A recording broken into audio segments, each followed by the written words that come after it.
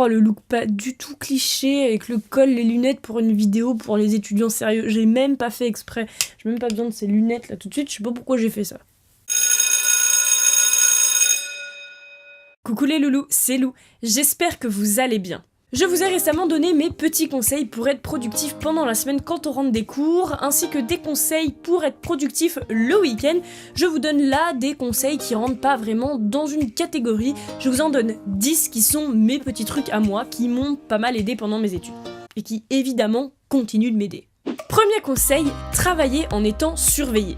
Alors ça veut pas non plus dire y ait quelqu'un derrière votre épaule à tout moment, non. Mais l'idée c'est que quand vous êtes dans la même pièce que quelqu'un d'autre, que vous connaissez ou pas d'ailleurs, bah vous vous sentez un peu obligé, et surtout vous êtes moins tenté de glander, parce que ça serait un peu mal vu entre guillemets, au moins inconsciemment. Bah oui mais tu vois ma chaussette, t'es relou, je t'avais dit... Bah oui je sais. Et non tu me piques pas ma place, non me pique pas ma place, chaussette. Non, chaussette. Mais oui, mais tu m'embêtes là. Arrête de ronronner. T'arrêtes de ronronner? Bah oui. Mais non, mais... Bon, tant pis, hein, je vais faire la vidéo avec elle, sûrement.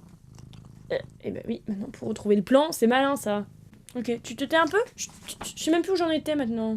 Je disais donc, personnellement, quand j'étais en terminale, quand je rentrais des cours, il y avait personne chez moi parce que mes parents travaillaient tard et du coup, j'avais tendance à vite glander. Du coup, ce que j'ai fait, c'est que 6 mois avant le bac, je suis allée habiter chez mon grand-père. Bon, c'est aussi parce que j'en ai eu l'opportunité, évidemment, c'est pas donné à tout le monde, mais il se trouve que l'idée, c'est que quand je rentrais, il était là, mon grand-père, et il y avait comme si quelqu'un me surveillait, même si en vrai, il était pas derrière mon épaule, il savait même pas si je faisais mes devoirs ou pas. Mais moi, je me sentais pas tellement en fait obligée de travailler, mais je me sentais mal si je travaillais pas. Et du coup, le fait qu'il y ait quelqu'un avec moi pendant que je bosse, ça m'a vachement boosté. Et je pense que sans ça, honnêtement, j'aurais pas eu mon bac. Parce que vraiment, j'étais la championne de la procrastination. Bref, vous êtes pas obligé d'aller habiter chez votre grand-père pour appliquer mon conseil. Mais par exemple, si vous vivez seul, allez à la bibliothèque ou à la médiathèque, dans des cafés. L'idée, c'est de pas être tout seul quand vous travaillez. Ça peut aider. Même si c'est que de temps en temps, c'est déjà ça. Deuxième conseil, très bête, mais très important. Buvez de l'eau. Déjà, en général, dans la journée, buvez de l'eau, mais aussi quand vous travaillez. Parce que déjà, bon, l'eau c'est bien pour tout, la peau, le sommeil, la mémoire, etc. Mais quand vous travaillez, ça vous permet de vous rafraîchir, de faire en sorte que vous soyez pas non plus trop le nez dans le guidon. Et puis tout bêtement, une fois que vous avez pris l'habitude, ça fait plaisir de boire de l'eau quand on travaille. C'est bête, mais moi c'est ce que j'ai remarqué en tout cas. Si vous avez un peu de mal à vous obliger à boire, moi ce qui a marché avec moi, c'est d'avoir des récipients un petit peu originaux, comme par exemple une gourde à paille ou des trucs comme ça, ça me donne plus envie de boire qu'une simple bouteille d'eau.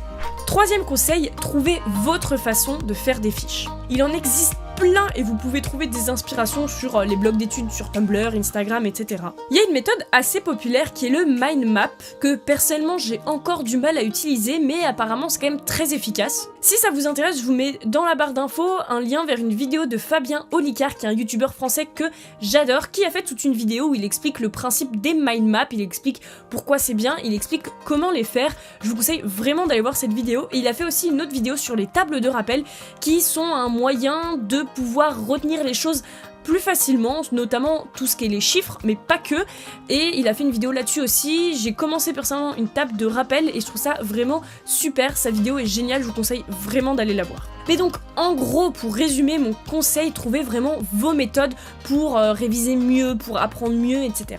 Un autre conseil qui peut faire bateau, mais qui au final est quand même pas forcément évident, c'est de vraiment avoir un rythme de sommeil régulier. En fait, au tout départ, c'est super difficile de s'y mettre, mais quand on s'y habitue, ça devient un plaisir et ça devient aussi un réflexe, une routine, ça devient vraiment facile. Déjà, il faut que vous sachiez combien d'heures de sommeil vous sont idéales. On a l'habitude de dire 8, mais ça peut changer selon les gens. Mais il faut aussi garder à peu près les mêmes heures de coucher et de sommeil. En fait, c'est le week-end que c'est le plus difficile à respecter, parce que si toute la semaine vous êtes levé à 6h, le week-end vous n'avez pas vraiment envie de vous lever à 6h, mais idéalement, faudrait pas non plus se lever à 10h. Maintenant, faire des câlins à son lit le week-end, ça a jamais tué personne. Enfin, je crois. Ensuite, les odeurs. Alors là, perso, c'est un truc que j'adore. Je travaille toujours avec une petite odeur dans mon espace de travail, à condition que ça soit chez moi. Je m'amuse pas à brûler de l'encens à la bibliothèque, non. Donc par exemple, une bougie parfumée, c'est bien. Par contre, attention, bougie, encens et tout ça, c'est pas ouf pour les poumons, c'est quasiment au même niveau que les cigarettes. Donc, pas tous les jours. La meilleure solution, selon moi, ce sont les huiles essentielles. Elles sentent pas toutes hyper fort, et on trouve facilement, par exemple chez Nature et Découverte, des diffuseurs d'huile essentielle qui souvent sont sous forme de vapeur, donc comme les huiles sont diluées dans l'eau, bah ça t'asphyxie pas quoi. Personnellement, et en ce moment j'utilise des huiles essentielles de lavande, j'aime beaucoup ça, mais je reconnais que comme ça fait un moment que je les utilise, je commence un petit peu à me lasser, donc je pense que je vais trouver une autre sorte d'huile, mais voilà, sachez que la lavande c'est un peu un truc assez général, pas mal de gens l'utilisent, et en plus les huiles essentielles de lavande sont super pour tout ce qui est piqûres de moustiques et compagnie, démangeaisons, etc., cicatrisation, donc ça fait 2 en 1 quoi. En fait, cette histoire d'odeur, c'est un procédé qui déjà permet d'établir mieux votre espace de travail, mais comme en plus vous stimulez un sens en plus, bah vous stimulez plus votre mémoire. Ensuite, votre espace de travail, concrètement votre bureau, toujours rangé. Je pense que même si vous n'êtes pas aussi maniaque que moi, vous pouvez pas vous concentrer si votre bureau il est pas rangé. Vous devez avoir plus que juste la place pour un cahier. Vous devez savoir où sont vos crayons, vos règles, faut que vos cours y soient à portée de main. Si vous avez une bougie par exemple, faut pas qu'elle soit trop près de vous parce que sinon, inconsciemment, vous allez pas arrêter de vous dire qu'il faut pas que vous brûliez. Voilà, l'idée c'est d'avoir un peu quand même un espace. Et idéalement, ce qui est pas du tout mon cas, mais ça pourrait être bien, c'est d'avoir de la lumière naturelle et en fait surtout d'avoir aussi des lumières disposées dans la pièce ou votre bureau disposé de façon à ce que vous ne fassiez pas de l'ombre avec vos mains quand vous écrivez. Ensuite, il est primordial de trouver un compromis entre un cours bien écrit et un cours efficace. Les beaux cahiers bien décorés, ça fait toujours plaisir, mais ça veut pas dire que parce qu'il est bien décoré, vous apprendrez bien avec. Par exemple, s'il y a trop d'informations, trop de couleurs, ça peut vous empêcher de saisir les bonnes informations. Et puis de toute façon, faut pas que vous mettiez plus de temps à écrire votre cours qu'à l'apprendre ou à le réviser. Donc attention, vous n'écrivez pas votre cours pour avoir le plus de likes sur Instagram. Vous le faites pour apprendre des informations. Un truc qui m'aide énormément, c'est de toujours partir du principe que quelqu'un d'autre peut avoir besoin de mon cours. Et notamment, quelqu'un qui aurait pas suivi le cours avec moi. Du coup, déjà, je suis obligée d'écrire proprement parce que même s'il y en a qui écrivent un peu en pâte de mouche et qui arrivent à les lire, bah vous les lisez forcément moins fluidement que si vous avez bien écrit. Et en plus de ça, pour ceux qui prennent des notes, je parle pas quand on écrit les leçons au collège, mais si vraiment vous prenez des notes, bah en faisant comme ça vous évite de ne pas écrire des informations en vous disant que vous allez les retenir parce que en vrai, ça ne marche pas du tout, dans 3 jours vous allez les oublier. Donc en vous disant que quelqu'un d'autre peut en avoir besoin, vous allez forcément le noter pour cette personne et au final ça sera bénéfique pour vous aussi. Après, attention, faut pas non plus se mettre la pression, ça reste vos cours avant tout. Et un autre truc qui va avec, personnellement, comme j'écris mes cours à la main et pas sur ordinateur, j'aime bien scanner mes cours, tous mes cours, dès que j'ai fini de les écrire, donc j'essaye de le faire vraiment régulièrement.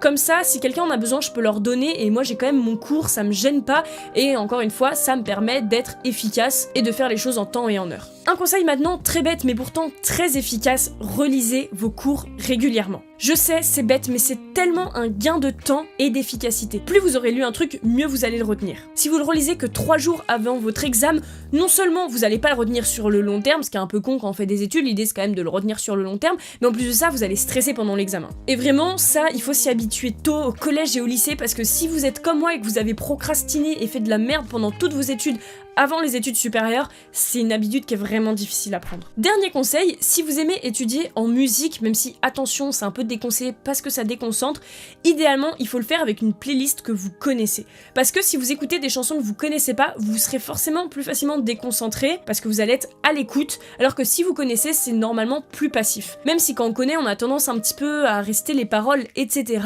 ça passe mieux. Et idéalement, il faut écouter des morceaux qui n'ont pas de paroles, mais on n'aime pas tous ça. Si vous avez la flemme de vous faire une playlist, moi j'en ai 2 des playlists dont je vous mets le lien dans la barre d'infos, une avec parole, une sans. Sinon le truc c'est de mettre pas de la musique mais des ambiances comme par exemple la pluie ou Café de Paris. Il y a pas mal de gens qui aiment ça et souvent on trouve ça sur des applications comme par exemple Forest mais aussi sur YouTube et compagnie. Et attention, ne pas mettre trop fort sous prétexte que vous allez trop entendre ce qui se passe à l'extérieur. Vos oreilles sont fragiles et le fait de pas écouter fort, c'est quelque chose auquel il faut s'habituer parce que ça devient agréable, sauf que quand on n'a pas l'habitude, c'est désagréable d'écouter pas fort.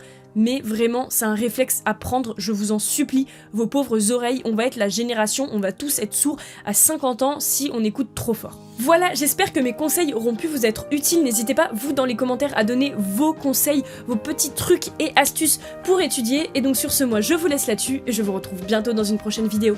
Bye!